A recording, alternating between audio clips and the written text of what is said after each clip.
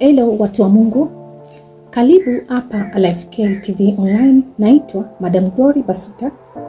Karibu katika kipindi changu cha sauti ya faraja. Mtu wa Mungu, na kuomba usisahau kusubscribe, comment, kulike na kushare hii video kwa wengine. Pia napenda kukuambia kuwa kipindi changu hiki cha sauti ya faraja kinakuwa kila siku Jumatatu mpaka Ijumaa saa 8 kamili mchana hapa LFK TV online. Kwa hiyo usiache kutazama ili uweze kujifunza mambo mbalimbali yanayopatikana katika kipindi changu hiki cha sauti ya faraja. Mtu wa Mungu, leo niko na mada ambayo inatufundisha maeneo matatu ya kuombea katika nyumba zetu. Mara nyingi sana tumekuwa tukikaa sebuleni tu tunafanya maombi yetu. Muda mwingine tunakaa nje tunafanya maombi yetu, na muda mwingine tunakaa hata katika vyumba vyetu tukifanya hayo maombi yetu. Mtu wa Mungu, eneo la kwanza ambao ni muhimu sana kufanya maombi katika nyumba yako ni katika mlango wa kuingilia. Pale ambapo kila mtu anayetaka kuja kwako lazima apitie hapo ndipo aingie kwako. Ni sehemu muhimu sana kwa ajili ya kufanya maombi. Kwa nini? Kwa sababu pale ndipo wale wabaya wetu wanatumia mlango kupita kuja kwetu. Hapo ni eneo ambalo wale ambao wametumwa vitu vibaya vije kwetu wanapitia hapo na kuingia navyo kwetu. Kwa utakaposimama pale katika mlango wako huo na kuwekea mkono na kuombea baraka, kuvunja na kukemea vyote ambavyo vibaya visipate nafasi ya kupita na kuingia nyumbani kwako, ndipo ambapo malaika watakuwa muda wote wakilinda lango lako ili yule muovu asiweze kupata nafasi ya kupita na kuingia katika nyumba yako. Kwa hiyo mtu wa Mungu, tulikuwa tumezoea sana tunakaa sebuleni tunaomba.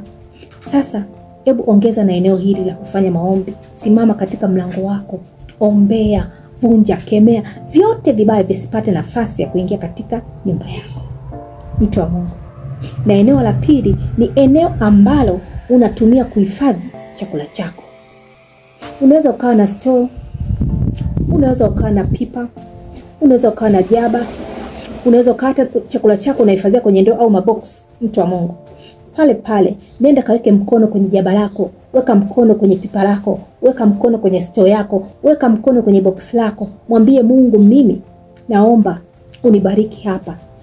Tumia hata Zaburi ya 23 unaweza kutumia, inasema Bwana ni mchungaji wangu, sitapungukiwa na kitu.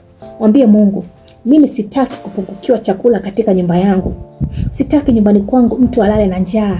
Sitaki vyote ambavyo vinafanyisha kukosa chakula katika nyumba yangu. Utaona ni jinsi gani ambavyo nyumba yako haitakuja kulala na njaa.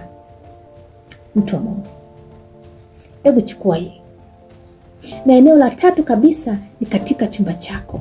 Hebu jenga tabia ya kukaa katika chumba chako ukiomba kwa Mungu, ukimweleza kuwa Mungu, nakataa maugomvi yoyote kuanzia katika hiki chumba changu. Yamkini unaweza ukawa umeolewa au umeoa na mwenza wako, maugomvi yenu sana yanatokea chumbani. Kwa nini? Ni kwa sababu hamna tabia ya kuombea chumbani kwenu. Kwa hiyo kutokana na somo hili leo umelipata, mtu wa Mungu, hebu anza tabia ya kuombea chumba chako unacholala.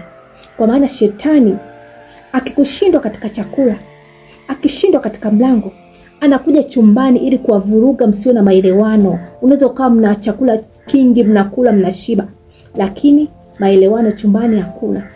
Kwa hiyo mtu wa Mungu, leo umejua hili. Kwa hiyo nakusihi sana na kuomba usiache tabia hii ya kupenda kuombea katika chumba chako.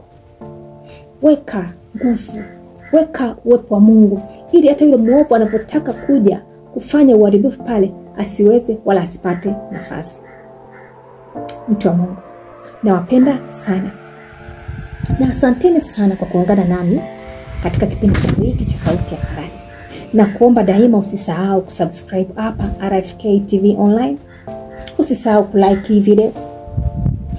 Usisahau kucomment mawazo yako, ushauri wako. Tunauhitaji sana ili tuweze kufanya maboresho zaidi katika kipindi chetu. Na mwisho kabisa, usisahau kushare hii video. Unaposhare kwa wengine, nao wanapata elimu hii, wanapata kujifunza mambo mazuri sana ya faraja yanayopatikana katika kipindi. Asanteni sana, nawapenda. na Mungu anatupenda daima. Amen. Asante.